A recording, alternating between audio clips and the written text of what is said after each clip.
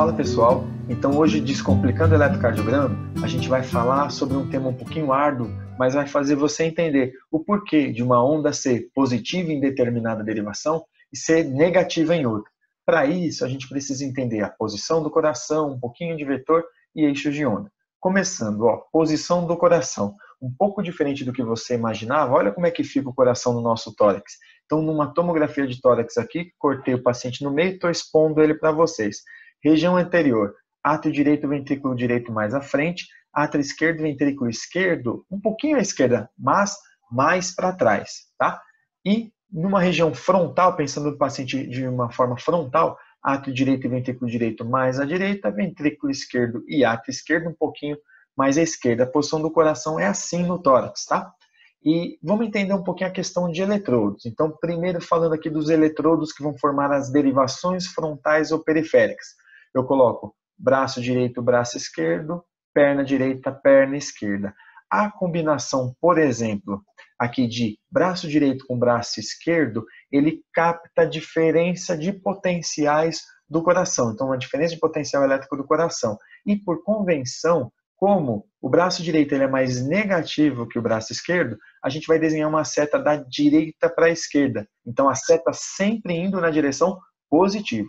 Olha só como fica aqui na rosa dos ventos. E vamos fazer agora, por exemplo, D2, negativo no braço em relação à perna esquerda. Então, a seta vai da direita do braço para a esquerda para a perna. Então, D2 na rosa dos ventos fica aqui nessa posição. E fechando o triângulo que a gente chama de Einthoven, fazendo a derivação D3.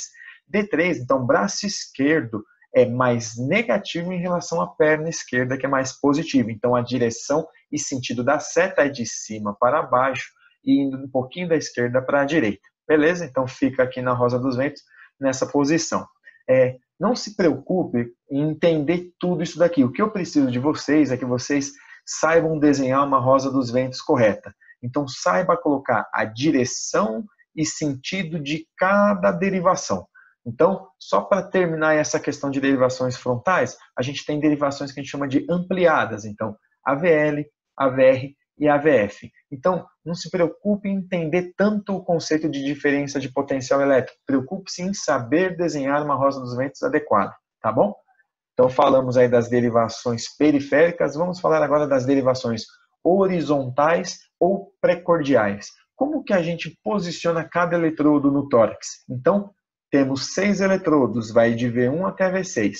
V1 no quarto espaço intercostal do lado direito. V2, quarto espaço intercostal do lado esquerdo. V3, pula.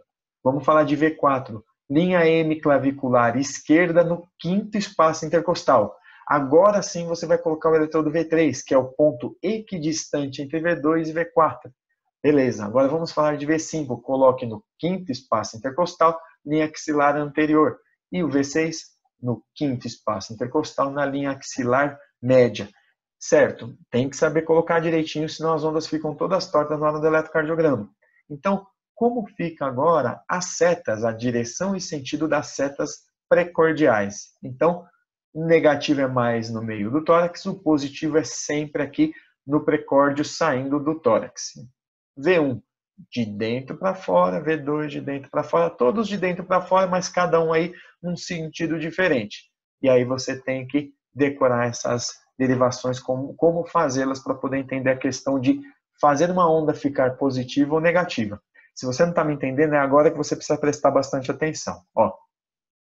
Imagina que o coração despolarizou. Então, por diferença de potencial elétrico, a gente gerou aqui um impulso elétrico que faz um vetor resultante aqui, vindo para baixo da direita para a esquerda.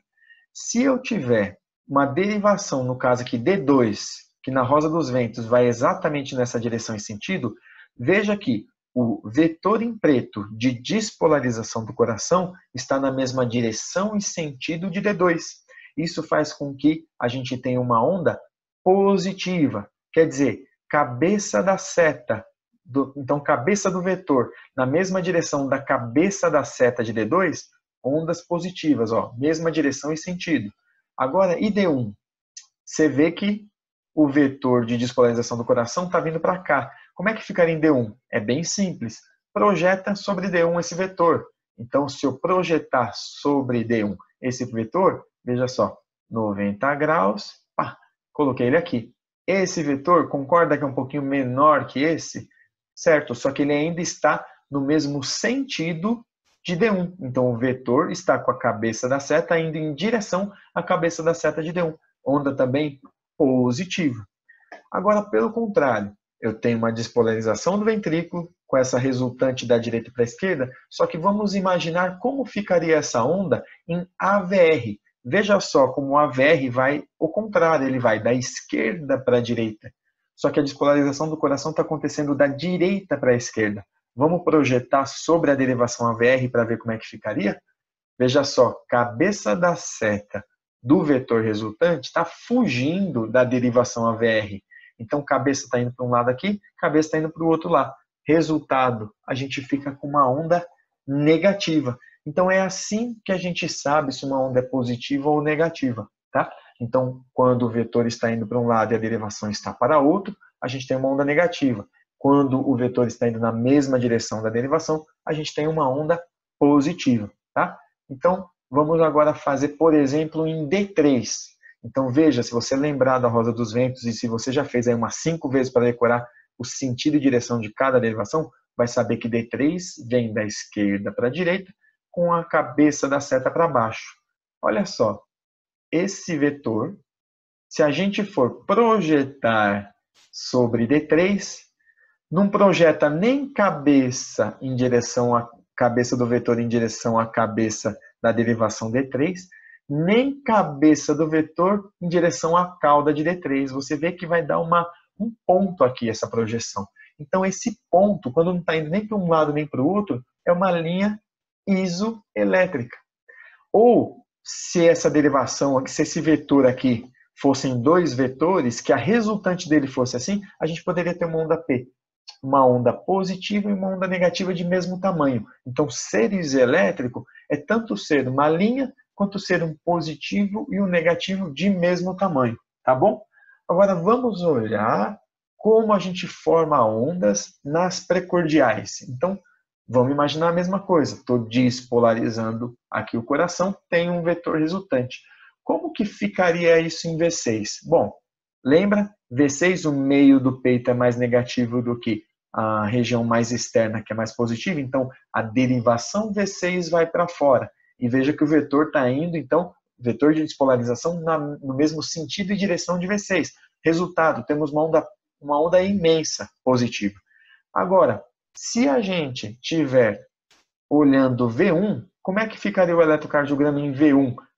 Se essa despolarização mantesse para cá, na hora que eu vou projetar em V1, eu vou ter uma resultante pequenininha e fugindo da cabeça de V1. Então, eu vou ter uma onda negativa e bem pequena. Então, esse é o resultado. Veja, quando estava na mesma direção e sentido, elas se coincidiam, onda enorme positiva. Agora, elas não se coincidem, mas na hora de eu projetar sobre a derivação V1, eu tenho um vetorzinho pequenininho. Isso faz uma onda ser negativa e pequenininha.